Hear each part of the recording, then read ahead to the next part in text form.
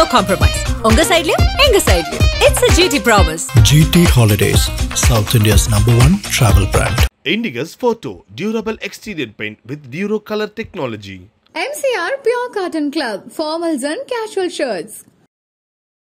எம்ஜிஆர் அவர்கள் அதிமுகவுக்கு மட்டும் சொந்தம் கிடையாது. அண்ணா அவர்களும் எம்ஜிஆர் அவர்களும் தமிழ்நாட்டின் சொத்துக்கள், தமிழ்நாட்டின் பொக்கிஷங்கள். அந்த தலைவர்களை யாரு வேண்டுமானாலும் தோளில் தூக்கி வைத்து சுமக்கலாம். இப்ப இன்னொரு எம்ஜிஆர் விஜய் அவர்கள் அப்படின்றது தான் உங்களோட எண்ணமா? ஒரே எம்ஜிஆர் தான், ஒரே அண்ணா தான், ஒரே கேப்டன் தான். ஆனா அவர்கள் வழியில் திருச்சியில் ஆரம்பிச்சது அப்படின்றது அன்னைக்கே குறிப்பிட்ட நாள்ல குறிப்பிட்ட இடங்களுக்கு பயணப்பட முடியல. இனி வரக்கூடிய நாட்கள்ல அந்த அட்டவணையானது ஏதாவது மாற்றப்படுமா? தமிழ்நாடு என்பது ஸ்டாலின் அவருடைய சொத்து கிடையாது. இன்று வரை நாகப்பட்டினம் பகுதிக்கு எங்களுக்கு இன்னும் அனுமதி கிடைக்கல. நாங்கள் செய்யக்கூடிய வேலைகளையும் செய்ய விடாமல் இந்த அரசாங்கம் தடுத்து கொண்டு மன உளைச்சல்களை ஏற்படுத்துது. மன உளைச்சல்களை கொடுப்பதால் இவர்கள் பின்வாங்கி விடுவாங்க, இவங்க மக்களை சந்திக்காம போயிடுவாங்க, இவங்க அரசியல் அப்படியே பின்தங்கிடுவாங்க என்று நினைக்கிறாங்க. நாங்கள் பெரும் சுனாமியை போன்று வருகிறோம். தலைவர் அவர்கள் பெரம்பலூர் போக முடியலையே. விஜய் அவர்கள் வர்றாரு, அவர் பார்க்கறதுக்காக கூட்டம் கூடி இருக்கு. திருச்சியில் அவர் பேச ஆரம்பிக்கும் போது மைக்கு வேலை செய்யல, பரவாயில்ல, ஏன்னா அவங்கெல்லாம் பார்க்க வந்த கூட்டம், அவர் பேசுறதை கேட்க வந்த கூட்டம் இல்லை.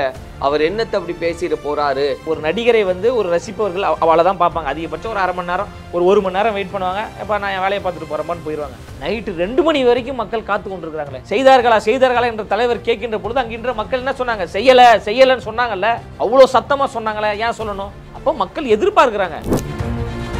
இவ்வளோ காத்திருந்து பார்க்கக்கூடியவங்களுக்கு காத்திருந்து ஓட்டு போட தெரியாதா? அங்கே கூடிய கூட்டம் எல்லாமே வாக்காளர்கள் தான். இந்த கூட்டம் தானே திமுகவுக்கும் அதிமுகவுக்கும் ஓட்டு போட்டுச்சு. அப்போ இவர்கள் உங்களுக்கு ரசிகர்களாக தெரியலையா? அப்போ இவங்க உங்களுக்கு என்னவா தெரிஞ்சாங்க? வாக்காளராக தெரிஞ்சாங்க. இன்று அவர்கள் எங்களுக்கு ஓட்டு போடும்போது அவர்கள் எப்படி ரசிகர்களாக தெரிகிறாங்க? அரசியல் என்பது வியாபாரம் கிடையாது. அரசியல் என்பது பொழுதுபோக்கு கிடையாது.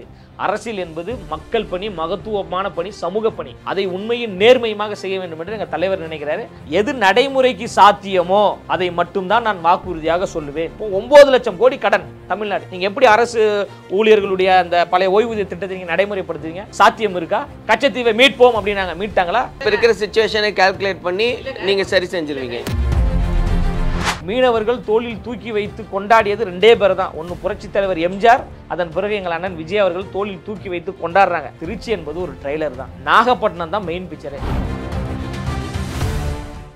இப்போ இந்த ஒப்பீடு அப்படின்னு நம்ம பார்க்கும்போது இந்த 3 எழுத்து மந்திரம் அப்படின்றது கிட்டத்தட்ட வந்து பேரறிஞர் அண்ணா அவர்களை குறித்தாலும் கூட எம்ஜிஆர் அவர்களோட தான் ஒரு ஒப்பீடு அப்படின்றது. ஆனால் அந்த ஒப்பீடு சரியில்லை. எம்ஜிஆர் அவர்களுடைய பெயரை இவங்க பயன்படுத்திக்க பார்க்குறாங்க. எக்காலத்துலேயே அது முடியாது, அது அதிமுகவுக்கு தான் சொந்தமானது, வேணும்னே கிளைம் பண்ணிக்கிறார் இவர் அப்படின்றது தான் திரும்ப திரும்ப அவங்களும் அந்த சைடில் பேசிக்கிட்டே இருக்காங்க. அதுதான் நீங்கள் நினச்சி பண்ணுறீங்களா? அதாவது இப்போ அதிமுக யாரிடம் இருப்பது என்று அதிமுக கட்சியை சார்ந்தவர்களே முதல்ல தெரியல. அங்கேயே வந்து பல அணிகளாக அதிமுக பிளவுபட்டிருக்கு. அதிமுக எடப்பாடி பழனிசாமி அவர்கள் தலைமையில் அங்க பல அணிகளாக இருக்குது. ஐயா எம்ஜிஆர் அவர்கள் வந்து அதிமுகவின் தலைவர் என்று அவர்கள் எம்ஜிஆர் அவர்களை சுருக்குறாங்க.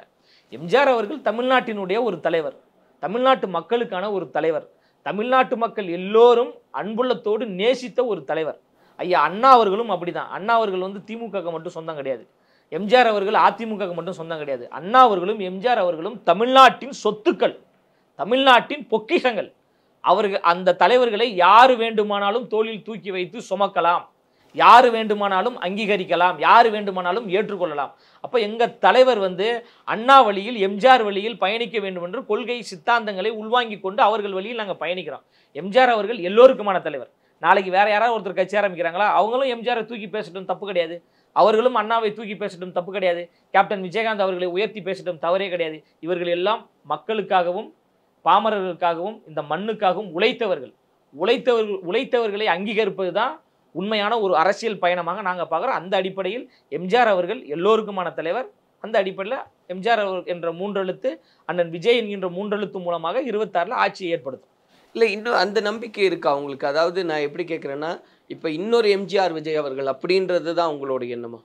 அதாவது எம்ஜிஆர் அவர்கள் 1977 எந்த விளைவுகளை ஏற்படுத்தினாரோ, எந்த விளைவுகள் மூலமாக மக்கள் மத்தியில் மிகப்பெரிய புரட்சியை ஏற்படுத்தினாரோ, மிகப்பெரிய ஒரு ஆட்சி மாற்றத்தை ஏற்படுத்தினாரோ, அதே போன்று ஒரு ஆட்சி மாற்றத்தை நாங்கள் உருவாக்குவோம். ஒரே எம்ஜிஆர் தான், ஒரே அண்ணா தான், ஒரே கேப்டன் தான். ஆனால் அவர்கள் வழியில், அவர்கள் முன்வைத்த சித்தாந்தம், அவர்கள் முன்வைத்த மக்கள் பணியின் மூலமாக அந்த விளைவுகளை எங்கள் அண்ணன் விஜய் அவர்கள் ஏற்படுத்துவார். இப்போ இந்த நீங்க ஆரம்பிச்சது திருச்சியில் ஆரம்பிச்சது அப்படின்றது அன்னைக்கே குறிப்பிட்ட நாளில் அந்த குறிப்பிட்ட இடங்களுக்கு பயணப்பட முடியல. இனி வரக்கூடிய நாட்களில் அந்த அட்டவணையானது ஏதாவது மாற்றப்படுமா? அது திரும்ப வந்து ரீஸ்கெட்யூல் பண்ணலாம். ஏன்னா இப்போ உங்களுக்கு ஒரு எக்ஸ்பீரியன்ஸ் இருக்குது முதல் நாள் என்ன நடந்தது அப்படின்னு, அதனால் அது மாற்றப்படுமான்றது. இல்லைங்க, எங்களுடைய பயணம் என்பது மிக தெளிவாக இருக்குது. மக்களை சந்திக்க வேண்டும் என்பதில் தலைவர் உறுதியாக இருக்கிறார். மக்களும் எங்கள் தலைவரை பார்க்க வேண்டும் என்பதில் உறுதியாக இருக்கிறாங்க. நாங்கள் என்ன அட்டவணை போட்டிருக்கோமோ அந்த அட்டவணைப்படி எங்களுடைய பயணம் என்பது நடந்து கொண்டு தான் இருக்கும். அன்னைக்கு நேரமின்மை காரணமாக பெரம்பலூருக்கு தலைவரால் செல்ல முடியல. ஆனால் மீண்டும் பெரம்பலூருக்கு தலைவர் செல்லக்கூடிய வேலைப்பாடுகளும் நடந்து கொண்டிருக்கு. இப்போ அடுத்த சனிக்கிழமையில் நாகப்பட்டினம், திருவாரூர், மயிலாடுதுறை ஆகிய பகுதிகளுக்கு தலைவர் அவர்கள் பயணம் மேற்கொள்ள போகிறாரு. இன்று வரை நாகப்பட்டினம் பகுதிக்கு எங்களுக்கு இன்னும் அனுமதி கிடைக்கல, அனுமதி கொடுக்கல. அப்போ எங்களை வந்து ஒரு நெருக்கடிக்கு உள்ளாக்க வேண்டிய சூழலை இந்த அரசாங்கம் செய்து கொண்டிருக்கு. தமிழ்நாடு என்பது ஸ்டாலின் அவருடைய சொத்து கிடையாது. தமிழ்நாடு என்பது திரு உதயநிதி ஸ்டாலின் அவர்களுடைய சொத்து கிடையாது. தமிழ்நாடு என்பது எல்லோருக்குமானது. இது வந்து ஒரு ஜனநாயக பூமி. அரசமைப்பு சட்டம் அதற்கான அங்கீகாரத்தை கொடுக்குது. இப்போ நாங்கள் ஒரு அனுமதி கேட்டால் ஓரிரு நாட்களில் அனுமதி கொடுக்கணும். ஆனால் கடைசி நேரம் வேற எங்களை ஒரு இழுப்பறி செய்து ஒரு நெருக்கடியை கொடுத்து நாங்கள் செய்யக்கூடிய வேலைகளையும் செய்ய விடாமல் இந்த அரசாங்கம் தடுத்து கொண்டு பல மன உளைச்சல்களை ஏற்படுத்துது. இப்போ மன உளைச்சல்களை கொடுப்பதால் இவர்கள் பின்வாங்கி விடுவாங்க, இவங்க மக்களை சந்திக்காமல் போயிடுவாங்க, இவங்க அரசியல் அப்படியே பின்தங்கிடுவாங்க என்று நினைக்கிறாங்க. நாங்கள் பெரும் சுனாமியை போன்று வருகிறோம். உங்களுடைய நெருக்கடிகள் என்பது மண்ணால் செய்யப்பட்ட சுவர் போன்றது. பெரும் சுனாமி என்ன பண்ணும், அந்த மண்ணை இல்லாத அளவுக்கு தூக்கி வீசிடும். அப்படி சுனாமி பேரலையாக எங்கள் தலைவர் வராரு. அதனால் அட்டவணைப்படி தமிழ்நாடு முழுவதும் சுற்றுப்பயணத்தை எங்கள் தலைவர் வெற்றிகரமாக நடத்தி முடிப்பார். இப்போ இந்த பயண திட்டத்தை எல்லாம் நீங்கள் போட்டிருக்கீங்க, எப்பப்போ எங்கே அப்படின்னு. அதை வச்சு ஒரு விஷயத்த சொல்கிறாங்க. இந்த வார இறுதி நாட்களான சனிக்கிழமையில தான் அதிகபட்சமாக எல்லாமே இருக்குது, ஒரு இடத்துல தான் ஞாயிற்றுக்கிழமை இருக்குது அப்படின்னு. அப்போ இந்த அவங்க அந்த லைம் லைட்டை விட்டுறக்கூடாது. இதுதான் முக்கியமான ஒரு விஷயமா இருக்குது. ஏன்னா சனிக்கிழமை அவர் வர்றாரு, ஒரு நாள் தான் மக்களை சந்திக்கிறாருன்னா எல்லாருமே கூடுவாங்க. இதே தினசரி அவர் சந்திக்கக்கூடிய நிகழ்வாக மாறிடுச்சுன்னா அந்த லைம் லைட் அவ்வளவு இருக்காது. போக போக மக்கள் கூட்டம் குறைய ஆரம்பிச்சிடும். அதனால தான் இப்படி ஒரு பயண திட்டத்தை வச்சு நாங்கள் தினசரி சந்திப்பதற்கு தயாராக இருக்கிறோம். அனுமதி கொடுப்பதற்கு தமிழ்நாடு அரசும் காவல்துறையும் தயாரா. இப்போ வாரத்துக்கு ஒரு நாள் சந்திப்பதற்கே நாங்கள் அனுமதி வாங்குவதற்கு படாத பாடுபடுறோம். இப்போ மதுரை மாநாட்டிற்கெல்லாம் எங்கள் பொதுச் செயலாளர் மரியாதைக்குரிய ஆனந்த் ஐயா அவர்கள் 1 மாதம் கஷ்டப்பட்டாருங்க அனுமதி வாங்குறதுக்கு. அவ்வளோ கஷ்டப்பட்டார். மதுரையிலே தங்கி இருந்துட்டார். அவர் ஒரு மதுரைக்காரராகவே வாழ்ந்தார். அவ்வளோ கஷ்டப்பட்டு தான் மதுரை மாநாட்டுக்கு அனுமதி வாங்க முடிந்தது. முதல் மாநாடு விக்கிரவாண்டி வீசாலை மாநாட்டுக்கெல்லாம் 2 மாதம் கஷ்டப்பட்ட அனுமதி வாங்குறதுக்கு. அனுமதியே கிடைக்கல, போராடி தான் அனுமதி நாங்கள் வாங்கினோம். காவல் மரணங்களை கண்டித்து தலைவர் அவர்கள் சிவானந்த சாலையில் மிகப்பெரிய ஒரு ஆர்ப்பாட்டத்தை முன்னெடுக்க நாங்கள் அனுமதி கேட்டபோது தமிழ்நாடு காவல்துறை அனுமதியே கொடுக்கல. உயர்நீதிமன்றம் சென்று நீதிமன்றத்தின் மூலமாகத்தான் அனுமதி பெற முடிந்தது. பரந்தூருக்கு தலைவர் போறாரு விவசாயிகளை சந்திக்க. நாங்கள் கேட்ட இடம் அம்பேத்கர் திடல். மக்கள் இருக்கக்கூடிய இடத்தில் நாங்கள் விவசாயிகளை பார்க்க போறோம்னு நாங்கள் சொல்றோம். காவல்துறை என்ன தெரியுமா பண்ணாங்க, பக்கத்தில் ஒரு ஒரு மண்டபத்தை வந்து அந்த இடத்துல வந்து மக்களை பாருங்க அப்படின்னு காவல்துறைங்களை அந்த இடத்துக்கு தள்ளுது. எங்கள் தலைவர் தமிழ்நாடு முழுவதும் 234 தொகுதி மட்டும் இல்லைங்க, தமிழ்நாட்டில் இருக்கிற எல்லா கிராமம் தோறும் எங்கள் தலைவர் செல்றதுக்கு தயாராக இருக்கிறார். அனுமதி கொடுப்பதற்கு தமிழ்நாடு காவல்துறையும் அரசாங்கமும் தயாரா? எங்களால் வந்து சட்டத்தை மீறி செயல்பட முடியும், சட்டத்தை மீறி போக முடியும். நீங்கள் அனுமதி தரலையா, நான் அங்கே போகிறேன். இப்போ பரந்தூரில் அம்பேத்கர் திடலுக்கு நீங்கள் அனுமதி கொடுக்கலையா, நான் அம்பேத்கர் திடலுக்கே போகிறேன், தோழர்களே அணிதிரண்டு வாங்க அப்படின்னா தமிழ்நாட்டில் சட்டம் ஒழுங்கு அமைதியாக இருக்குமா? சட்டம் ஒழுங்கு பிரச்சனை ஏற்படும், மக்களுக்கு இடையூறு ஏற்படும், நெருக்கடிகள் ஏற்படும். இதையெல்லாம் உணர்ந்து தான் தலைவர் அவர்கள் வார நாட்களில் ரொம்ப அமைதியான முறையில் நம்ம பயணத்தை மேற்கொள்வோம் என்று அவர் திட்டமிட்டு அழகாக வேலை செய்து கொண்டிருக்கின்ற பொழுது அதை தடுக்கக்கூடிய வேலையும் இந்த அதிகார வர்க்கம் செய்து கொண்டிருக்கு. இதே தான் புரட்சி தலைவர் எம்ஜிஆர் அவர்களுக்கு 1977 இதே தான் பண்ணாங்க. திமுக தடுக்கிறதுன்னா அனுமதி கொடுக்காதது சொல்றீங்களா? அனுமதி கொடுக்காதது, அனுமதி கொடுப்பதை வந்து காலம் தாழ்த்துவது. இப்போ நாகப்பட்டினத்தில் வந்து ஒரு திடல்ல நம்ம கேட்குறோம், அவுரின்ற ஒரு திடல்ல அனுமதி கேட்குறோம். அது வரைக்கும் அந்த திடல்ல யாருமே புக் பண்ணல. நாங்கள் அனுமதி கடிதம் கொடுத்த பிறகு அவசரமாக திமுக கட்சி சார்ந்த ஒருத்தர் நபரிடம் ஒரு கடிதத்தை வாங்கி, இல்லைங்க திமுக அந்த இடத்த புக் பண்ணிட்டாங்க, நீங்கள் வேற இடத்துக்கு போங்க, இது போன்ற ஒரு நெருக்கடியை கொடுக்குறாங்க. இருந்தாலும் நீங்கள் எந்த இடத்துல கொடுக்குறீங்களோ அந்த இடத்துல எங்கள் தலைவர் வர போகிறாரு. எங்கள் தலைவரை பார்ப்பதற்கு மக்கள் திரளாக வர போகிறாங்க. திருச்சி என்பது ஒரு ட்ரெய்லர் தான், நாகப்பட்டினம் தான் மெயின் பிக்சரு. நாகப்பட்டினம் தான் 2011 தமிழ்நாட்டு மீனவர்கள் தாக்கப்படுவதை கண்டித்து இலங்கை இராணுவம் வந்து துப்பாக்கி சூடு நடத்துவதை கண்டித்து மிகப்பெரிய அளவில் எங்கள் தலைவர் ஆர்ப்பாட்டம் செய்தது நாகப்பட்டினத்தில். அந்த நாகப்பட்டினத்துக்கு எங்கள் தலைவர் போகிறார். மீனவர்கள் தோளில் தூக்கி வைத்து கொண்டாடியது 2 பேர் தான். ஒன்று புரட்சித் தலைவர் எம்ஜிஆர், அதன் பிறகு எங்கள் அண்ணன் விஜய் அவர்கள் தோளில் தூக்கி வைத்து கொண்டாடுறாங்க. நம்ம வீட்டில் இருக்கிற ஒரு அண்ணனா நினச்சி கொண்டாடுறாங்க. அப்படிப்பட்ட நபர் அண்ணன் விஜய் அவர்கள் நாகப்பட்டினம் போகிறாங்க. அப்போ நாகப்பட்டினம் எந்த அளவுக்கு மக்கள் ஸ்தம்பிக்கக்கூடிய வகையில் மிகப்பெரிய அளவில் மக்கள் கூட்டம் அங்கே வரதான் போகிறது. அதை நெறிப்படுத்தக்கூடிய ஒழுங்குபடுத்தப்படக்கூடிய வேலையை எங்கள் கட்சி நிர்வாகிகள் இன்றிலிருந்தே செய்ய ஆரம்பித்து விட்டோம். எங்களோடு சேர்ந்து காவல்துறையும் ஒத்துழைப்பு கொடுத்தால் மட்டும்தான் எதாக இருந்தாலும் சரி செய்ய முடியும்.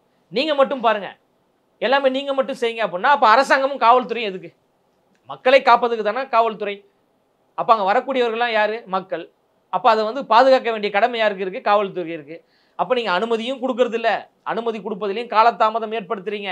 சரி, அந்த இடத்துல வந்து மக்கள் அதிகமாக கூடுறாங்க, அந்த இடத்துல ஒரு நெறிப்படுத்துவோம் அப்படின்ற அந்த உதவியும் நீங்கள் செய்ய மாட்டேன்றீங்க. அப்படின்னா அப்போ எல்லா சுமைகளையும் தூக்கி எங்கள் பக்கம் போடுறீங்க, எல்லா அவதூறுகளையும் தூக்கி எங்கள் பக்கம் போடுறீங்க, எல்லா பொய்களையும் தூக்கி எங்கள் பக்கம் போடுகின்ற பொழுது நாங்கள் என்ன பண்ணுறது? ஸோ அது எதிர்வரும் காலத்தில் நாங்கள் சமாளிப்போம் அப்படின்றது தான் அவங்களுடைய பதிலாக இருக்கு இல்லையா? இப்போது நிறைவாக இந்த விஜய் அவர்கள் வந்து நான் அரசியலுக்கு வரேன் அப்படின்னு சொன்னதுலேருந்து கேட்கப்பட்ட கேள்வி, முக்கியமான கேள்வி மக்கள் சந்திப்பு பற்றி தான். அந்த மக்கள் சந்திப்பு நடந்துருச்சு. மக்கள் சந்திப்பு ஒரு மிகப்பெரிய எழுச்சியும் மாற்றத்தையும் ஏற்படுத்தும், அப்படியான ஒரு பிரம்மாண்டம் இருக்குன்றது ஆரம்பத்தில் இருந்தே சொல்லப்பட்டது. அந்தளவுக்கு ஒரு எழுச்சி, அந்தளவுக்கு ஒரு பேசுபொருளாக அது மாறி இருக்கு அப்படின்னு பார்க்குறீங்க? ஆமாங்க, மாறி இருக்குங்க. இல்லை, நீங்கள் எதிர்பார்த்த அளவுக்கு ஒரு மிகப்பெரிய ஒரு தாக்கத்தை ஏற்படுத்தி தமிழ்நாட்டை நாங்கள் எதிர்பார்த்ததை விட பல மடங்கு மக்கள் கூட்டம் வந்து கொண்டிருக்காங்க. தலைவர் அவர்கள் பெரம்பலூர் போக முடியலையே. நைட்டு 12:30 அவர் பெரம்பலூருக்கு அந்த அவர் பேசக்கூடிய இடத்துக்கு அவரால் 2 கிலோமீட்டர் போக முடியல. உடனே அவர் கிளம்புறாரு. சரி, மக்களுக்கு இடையூறு ஏற்படக்கூடாது. அங்கே போய் சேர்றதுக்கு எப்படின்னு பார்த்தீங்கன்னா அதிகாலை 4 மணி ஆயிருக்கும். அந்த அளவுக்கு மக்கள் கூட்டம் வழிநடுக தலைவரின் வருகைக்காக காத்து கொண்டிருக்கிறாங்க. அவர் எவ்வளோ நேரம் ஆனாலும் வரட்டும், நாங்கள் காத்திருக்கிறோன்னு சொல்லிட்டு தாய்மார்கள், பெண்கள், பெரியவர்கள் எல்லாரும் இருக்கிறாங்க, குடும்பம் குடும்பமாக இருக்கிறாங்க. ஒரு அப்பாலாம் வந்து தன்னுடைய பெண் பிள்ளையை கூட்டிகிட்டு வந்து நிற்கிறாரு. பெண்கள் பாதுகாப்பு இல்லாத சூழல் தமிழ்நாட்டை நிலவி கொண்டிருக்கு. சட்டம் ஒழுங்கு கேவலமாக இருக்கு. அப்படி இருந்த சூழலும் கூட எங்கள் தலைவர் வராரு, தலைவரை பார்க்கணும் என்கின்ற ஒரு நம்பிக்கையோடு தன் வீட்டில் இருக்கின்ற பெண் பிள்ளையை கூட்டிட்டு வந்து ஒரு தகப்பனார் உட்கார்ந்து எங்கள் தலைவரை வரவேற்கிறாருன்னா இதுதானே மாற்றம், இதுதானே ஒரு புரட்சி. அந்த இடத்துல இன்னொரு விமர்சனத்தையும் வைக்கிறாங்க. நீங்க சொன்ன மாதிரி விஜய் அவர்கள் வராரு, அவர் பார்க்கறதுக்காக கூட்டம் கூடி இருக்கு. திருச்சியில் அவர் பேச ஆரம்பிக்கும் போது மைக்கு வேலை செய்யல, பரவாயில்ல, ஏன்னா அவங்கெல்லாம் பார்க்க வந்த கூட்டம், அவர் பேசுறதை கேட்க வந்த கூட்டம் இல்லை, அவர் என்னத்தை அப்படி பேசிட்டு போறாரு, அதனால எல்லாருமே பார்க்க வந்த கூட்டம் ஒரு காட்சி பொருளாக தான் விஜய் இருக்காரு அப்படின்றது தான் சொல்றேன். ஏங்க, அவரை பார்க்க வந்த கூட்டம் அப்படின்னா இப்போ உங்க பகுதிக்கு ஒரு நடிகர் வராருன்னா நீங்க எவ்வளவு நேரம் வெயிட் பண்ணி பார்ப்பீங்க? அதிகபட்சம் பெரிய இருந்தா இருப்பாங்க இல்லையா? எவ்வளவு நேரம் வெயிட் பண்ணுவீங்க? 10 மணி நேரம் வெயிட் பண்ணுவீங்களா? நீங்க நான் வெயிட் பண்ண மாட்டீங்களா? அப்போ ஒரு நடிகரை வந்து ஒரு ரசிப்பவர்கள் அவளை தான் பார்ப்பாங்க. அதிகபட்சம் ஒரு 1/2 மணி நேரம், ஒரு 1 மணி நேரம் வெயிட் பண்ணுவாங்க. எப்போ நான் என் வேலையை பார்த்துட்டு போகிறேன்பான்னு போயிடுவாங்க. நைட்டு 2 மணி வரைக்கும் மக்கள் காத்து கொண்டிருக்கிறாங்களே. காலையில் 8 மணிலேருந்து நைட்டு 2 மணி வரைக்கும் காத்து கொண்டிருக்கிறாங்கன்னா ஏன்னா இது ரசிகர் கூட்டமா? உச்சத்தை விட்டுட்டு வரேன், அது உச்சத்துல இருந்து ஒரு மக்கள் நேசிக்கிறாங்க, ஒரு தலைவனாக நேசிக்கிறாங்க, தான் வீட்டு பிள்ளையா நேசிக்கிறாங்க, தன்னுடைய அண்ணனா நேசிக்கிறாங்க, தன்னுடைய தம்பியா நேசிக்கிறாங்க, தன் வீட்டினுடைய பெரியப்பாவா சித்தப்பாவா நேசிக்கிறாங்க. அதனால தான் சொந்தக்காரர் ஒருத்தர் வராரு, அவருக்காக காத்திருந்து நம்ம பார்த்து, தலைவா நான் உன் பின்னாடி நிற்கிறேன், தலைவா நீ துணிந்து அரசியல் செய், மிகப்பெரிய ஒரு மாற்றத்தை உருவாக்கும் என்று அவங்க சொல்றாங்க. இல்ல பாக்குறதுக்காக தானே நிக்கிறாங்க. அவர் என்ன பேசுறாருன்னு கேட்கறதுல எங்க அரியலூர்ல அவர் பேசினாராங்க, பேசினார். மக்கள் அவருக்கு அவ்வளவு எழுச்சியோடு அதை வரவேற்றார்களே. செய்வீர்களா செய்வீர்களா எங்க தலைவர் கேட்டாங்களே, செய்தார்களா என்ற தலைவர் கேட்கின்ற பொழுது அங்கின்ற மக்கள் என்ன சொன்னாங்க? செய்யலன்னு சொன்னாங்கல்ல, அவ்வளவு சத்தமா சொன்னாங்களே, ஏன் சொல்லணும்? அப்போ மக்கள் எதிர்பார்க்கிறாங்க. காத்திருந்து இவ்வளவு நேரம் பார்க்குறவங்களுக்கு ஓட்டு போட தெரியாதா? மாநாட்டுக்கு 3 நாளுக்கு முன்னாடியே வராங்கங்க.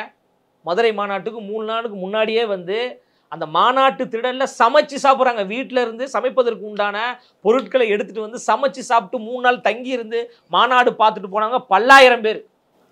இது ரசிகர் கூட்டமா? தன்னுடைய வேலையை விட்டுட்டு வராங்க, ஒரு நாள் ஊதியம் போனாலும் பரவாயில்லன்னு வராங்களே, இது ரசிகர் கூட்டமா? இது மாற்றத்தை உருவாக்கக்கூடிய ஒரு கூட்டம். எதானாலும் பரவாயில்ல, என் தலைவனுக்காக நான் கூட நிற்பேன்றது ரசிகர் கூட்டமா? மாற்றத்தை உருவாக்கக்கூடிய ஒரு கூட்டம். இவ்வளோ காத்திருந்து பார்க்கக்கூடியவங்களுக்கு காத்திருந்து ஓட்டு போட தெரியாதா? அங்கே கூடிய கூட்டம் எல்லாமே வாக்காளர்கள் தான், எல்லாமே மாற்றத்தை ஏற்படுத்தக்கூடியவர்கள் தான். எங்கள் தலைவர் இப்போ அரசியல் கட்சி ஆரம்பித்து வந்தாருங்க. இந்த கூட்டம் தானே திமுகவுக்கும் அதிமுகவுக்கும் ஓட்டு போட்டுச்சு. அப்போ இவர்கள் உங்களுக்கு ரசிகர்களாக தெரியலையா? அப்போ வந்து இவங்க உங்களுக்கு என்னவா தெரிஞ்சாங்க? வாக்காளராக தெரிஞ்சாங்க. வாக்காளர். இன்று அவர்கள் எங்களுக்கு ஓட்டு போடும்போது அவர்கள் எப்படி ரசிகர்களாக தெரியுறாங்க? அப்போ அவங்களுடைய பயம் என்னன்னு தெரியுதா? எங்க தலைவர் பேசி முடிச்சு 2 நாள் ஆகுது, இன்று வரை திமுக கதறி கொண்டிருக்கா இல்லையா? அதான் உங்க பிளானே அப்படின்றாங்க. திமுக மட்டும் இல்ல, எல்லா கட்சியுமே ஏங்க சனிக்கிழமை தலைவர் ஒரு 3 நாள் அதை பத்தி டிபேட் போகும். உண்மையா தானே பேசினாரு. பகுதி நேர ஆசிரியர்களுக்கு நாங்கள் பணி நிரந்தரம் செய்கிறோம் என்று வாக்குறுதியில் திமுக சொன்னுச்சா இல்லையா? அதுதான் எங்க தலைவர் கேட்டாரு. மாணவருடைய கல்வி கடனை நாங்கள் தள்ளுபடி பண்ணுவோம்னு சொல்லி தானே திமுக ஓட்டு கேட்டுச்சு. செஞ்சாங்களா? செய்யலையே. அரசு ஊழியருடைய பழைய ஓய்வூதிய திட்டத்தை நாங்கள் நடைமுறைப்படுத்துவோம் என்று திமுக சொல்லி தானே ஓட்டு கேட்டாங்க. செய்யலையே. அதுதானே எங்கள் தலைவர் கேட்டிருக்காரு. எல்லா பெண்களுக்கும் 1000 ரூபாய் கொடுப்பேன்னு சொல்லி தானே நீங்கள் ஓட்டு கேட்டீங்க. கொடுத்துட்டீங்களா? கொடுக்கலையே. அதை தானே எங்கள் தலைவர் பேசியிருக்கிறாரு. சிலிண்டருக்கு 100 மானியம் தரேன்னு சொன்னீங்களே, கொடுத்தீங்களான்னு தானே எங்கள் தலைவர் கேட்டிருக்காரு. எங்கள் தலைவர் எந்த இடத்துல தப்பாக கேட்டாருங்க? ஐயோ அவர் பேசுனதுல தப்பு இருக்குங்க, திமுகவை வேண்டுமென்றே சொல்றாரு. இல்ல தப்பா கேட்கல, சரியாதானே கேட்டிருக்காரு. இல்ல அவர் வந்து என்ன செய்ய போறாருன்றதை இனி வர நாட்கள்ல சொல்லுவாருன்னு நீங்க குற்றம் உள்ள நெஞ்சு குறுகுறுக்கும். குற்றம் செய்தவர்கள் குமுறி கொண்டு கதறி கொண்டிருக்கிறாங்க. எங்க தலைவர் வெளிப்படையா சொல்லிட்டாரு, எது நடைமுறைக்கு சாத்தியமோ அதை மட்டும்தான் நான் வாக்குறுதியாக சொல்லுவேன், எதை செய்ய முடியுமோ அதை மட்டும்தான் நான் செய்வேன். அதிமுக ஆட்சியில் இருக்கின்ற பொழுது 4 லட்சம் கோடி கடன்ல இருக்கு தமிழ்நாடு.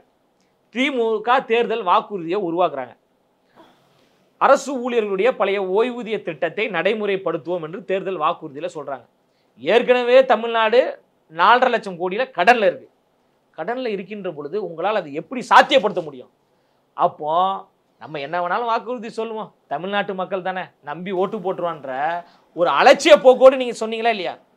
இதுதான் எங்க தலைவர் சொல்றாரு. எது நடைமுறைக்கு சாத்தியமோ நாங்கள் அதை செய்வோம். இப்போ 9 லட்சம் கோடி கடன் தமிழ்நாடு. நீங்க எப்படி அரசு ஊழியர்களுடைய அந்த பழைய ஓய்வூதிய திட்டத்தை நீங்க நடைமுறைப்படுத்துவீங்க? சாத்தியம் இருக்கா? இல்ல இப்போ இதெல்லாம் நீங்க வந்து உங்களுடைய தேர்தல் வாக்குறுதியில இதில் பிராக்டிக்கலா பாசிபிள் இல்லை, அதனால நான் ஸ்கிப் பண்ணிடலாம் அப்படின்னு ப்ராப்பரா எது முடியுமோ அதை மட்டும் தான் சொல்லுவேன். தலைவர் தெளிவா இருக்கிறாரு. அந்த கவர்மெண்டால இப்ப 2026ல தமிழக வெற்றி கழகம் ஆளுங்கட்சியாக வந்து அமர்ந்தால் 10 லட்சம் கோடி கடன்ல இருக்கும் தமிழ்நாடு. அந்த சூழலுக்கு ஏற்ற வகையில் தமிழ்நாட்டில் எப்படி ஆட்சி கொடுக்க முடியும் என்பதன் அடிப்படையில் தான் செயல் திட்டங்களையும் வாக்குறுதிகளையும் சொல்ல முடியுமே தவிர இவங்கள மாதிரி வாய்க்கு வந்ததெல்லாம் சொல்லிட முடியாது.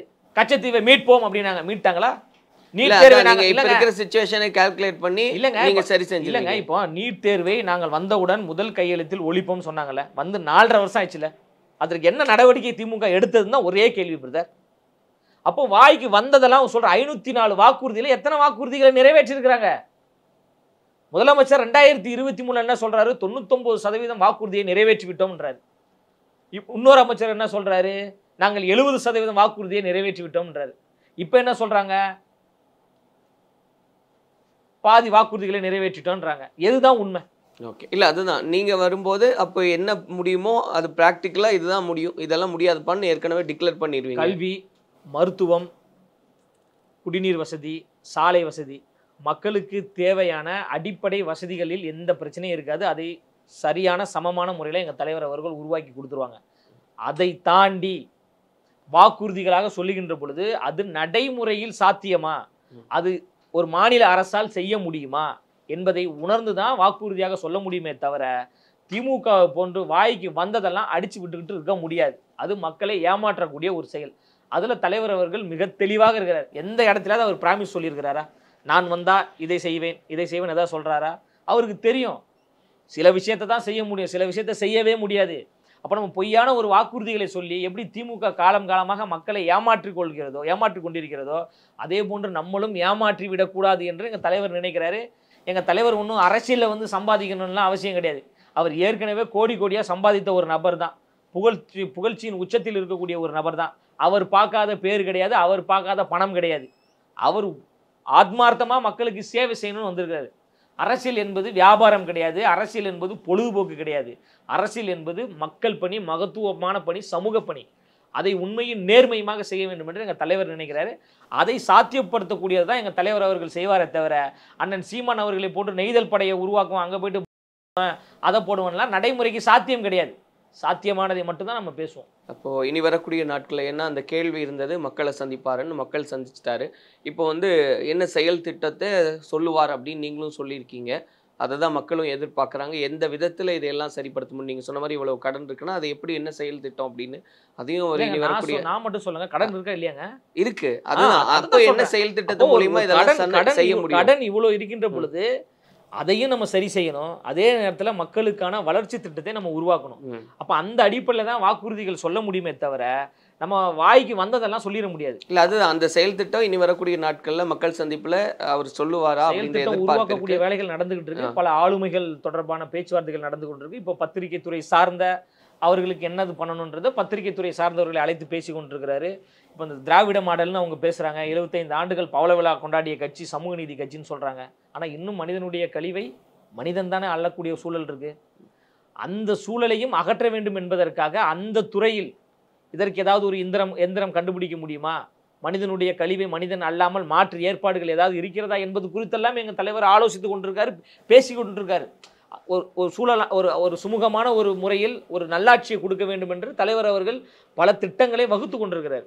அதற்கான வேலைப்பாடுகள்லாம் நடந்துகிட்டு இருக்கு. அது அடுத்தடுத்த காலகட்டத்தில் மக்களுக்கு அவர் அறிவிப்பார். ஸோ நம்ம பொறுத்திருந்து பார்ப்போம். தொடர்ச்சியாக அவருடைய பயணம் எப்படி இருக்குது, அவருடைய செயல்பாடுகள் எப்படி இருக்குது, என்னெல்லாம் செய்ய போகிறார், சொல்ல போகிறாருன்னு பொறுத்திருந்து நம்ம பேசலாம். நன்றி, மிக்க நன்றி.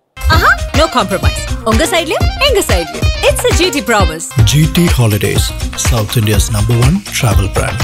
Indigus Photo Durable Exterior Paint with Duro Color Technology. MCR Pure Cotton Club, formals and casual shirts.